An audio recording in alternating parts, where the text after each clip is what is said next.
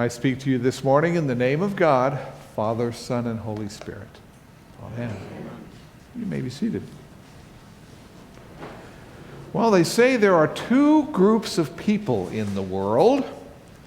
Those who divide the world into two groups of people and those who don't.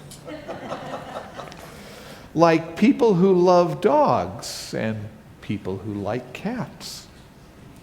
People who drink coffee and people who drink tea. People who are bright-eyed in the morning and people who are night owls.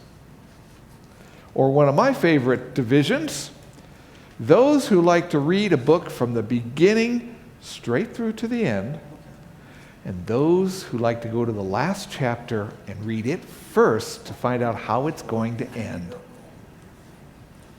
All right, maybe that's too simplistic of a version of the world, but I think Jesus might fall into that latter group of readers. He might be somebody who likes to read the last chapter first to know how it's going to end before he reads the book. We see that in today's gospel lesson. Jesus has taken three of his key disciples, Peter, James, and John. He's taken them up onto a hill, up into the mountain, where he is transfigured before them. It's as if he is telling them how the story is going to end so that they know what's going to happen. You see, it is the middle of Jesus' ministry. He is at the height of his popularity. Everything is going really, really well. But Jesus is about to change course. He is about to set his sights on Jerusalem, on his passion on the cross. And so today, he sneaks away with three of his disciples up into the mountains to reveal to those disciples a little something about what this is all about. Let's face it, the journey to Jerusalem, his passion, his death, all of that is incredibly overwhelming, traumatizing, confusing. The disciples need something they can hold on to. They need to know how the story ends. They need to know what this is all about if they have any hope of getting through this next few weeks with Jesus.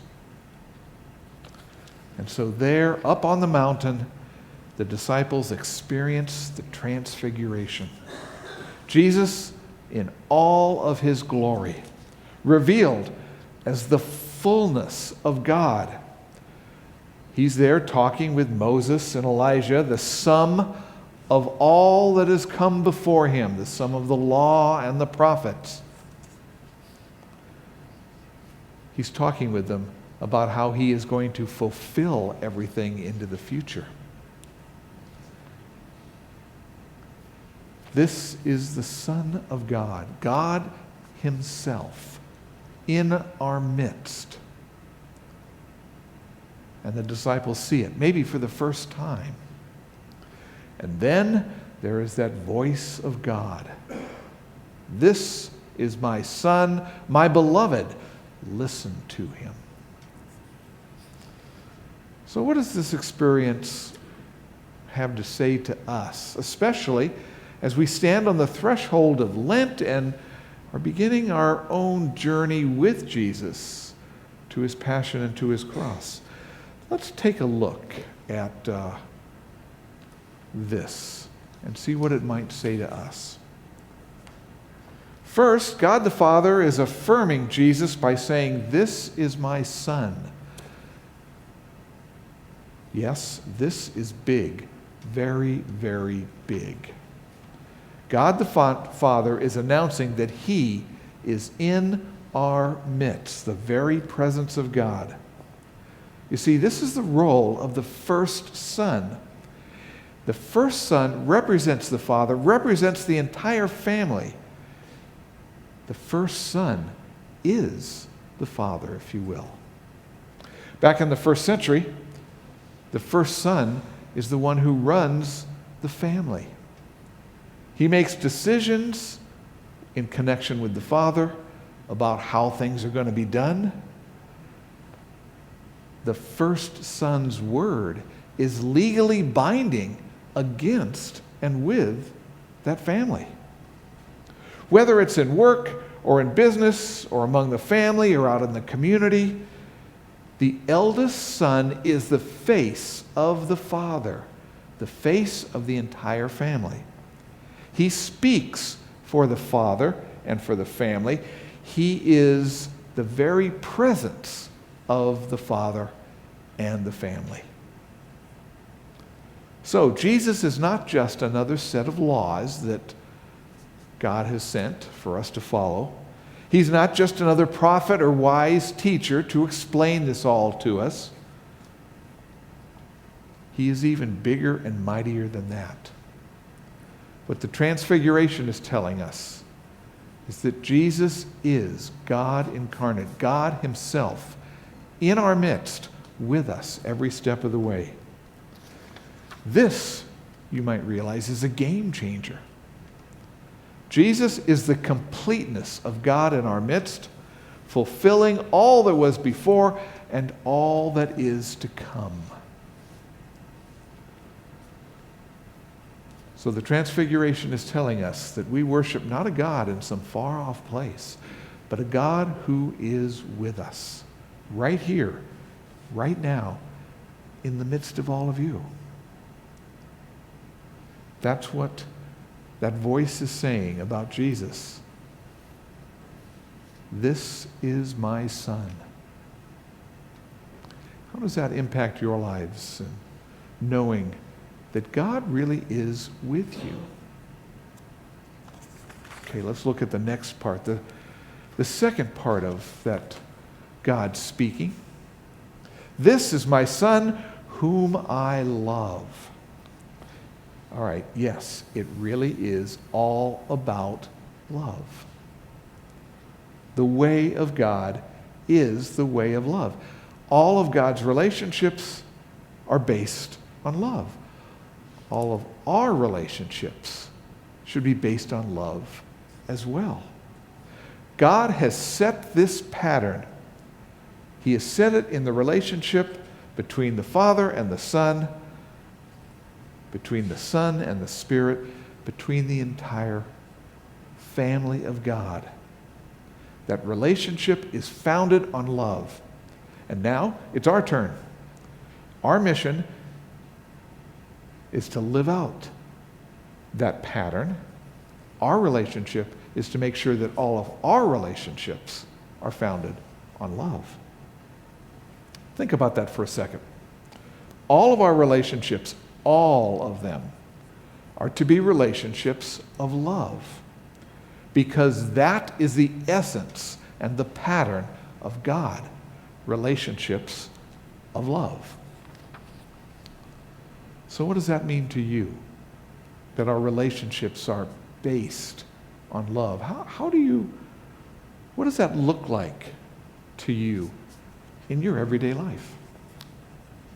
Okay, that brings us to the third point that I hear in the voice of God speaking in the Transfiguration. This is my son, my beloved, listen to him. This is actually good news. It means that we don't have to flounder and wonder in life. We have a direction, a structure, a purpose, a pattern for our lives. Now, that direction and pattern is not our own. We aren't here to do whatever we want to do. We're not here to do what we think is best or what benefits us or what gratifies us or even what meets our own expectations. No. We are here to follow the lead of God. We are here to learn from God, from Christ. We are here to be changed and transformed by God. We are here to find satisfaction in following God. We are here to find fulfillment, not in ourselves, but to find fulfillment in God. So who directs your life? And where do you find hope and joy and fulfillment for your life? This is my Son, my beloved. Listen to him.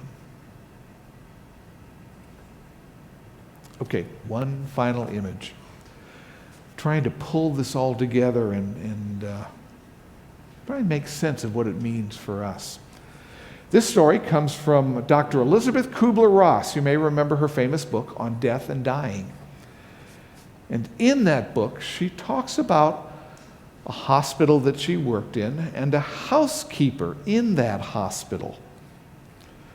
That housekeeper was working cleaning rooms in the hospital when Dr. Elisabeth Kubler-Ross met her.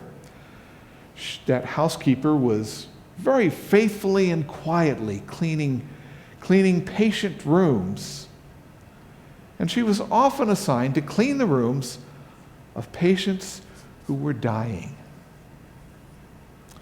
The staff noticed a very strange thing, too, that many of those dying patients, after their rooms had been cleaned by this particular housekeeper, that those patients were more relaxed and at peace. So Kubler-Ross decided to have a conversation, to talk with that housekeeper, to find out why she had such a powerful effect on those dying patients. The housekeeper told Kubler-Ross that she had had much struggle and trauma in her own life. She even told Kubler-Ross about a story of death from her own life, how she had had a young infant daughter, how that daughter had gotten sick, and she couldn't afford to take it to the doctor. So she went to the free clinic, and she was told to sit down in the waiting room and wait for her turn. While she sat there, her daughter got worse and really struggled to breathe and would eventually die as she sat there in that waiting room holding her. Now, you might think that this would create incredible bitterness and anger on the part of that woman, that housekeeper. But she was able to live through that and come to a new place. She realized that there was more to life. I miss my daughter deeply, that poor housekeeper said, but I knew that she was with God. And in my grief, I knew that God was with me. That housekeeper went on to say that she felt the same thing when she was cleaning the rooms of those who were dying. Those dying patients are like family to me. I'm not afraid of their dying anymore. And I'm not afraid to talk to them, to touch them, and to speak of the hope that I know my daughter has had fulfilled. So what made the difference for that housekeeper? She knew that God was with her. She knew that God loved her and that God loved her infant daughter and that God loved those patients who were dying and that God loved everyone else for that matter. And she knew that God was giving her life and meaning as she continued on in her journey here on earth. Can God's presence really make that kind of a difference for you? Can God's love really change and transform things? Can God make you stronger and more resolute in life? Well, Lent is coming, and if you follow God on the journey through Lent this year, you might just find answers to those questions.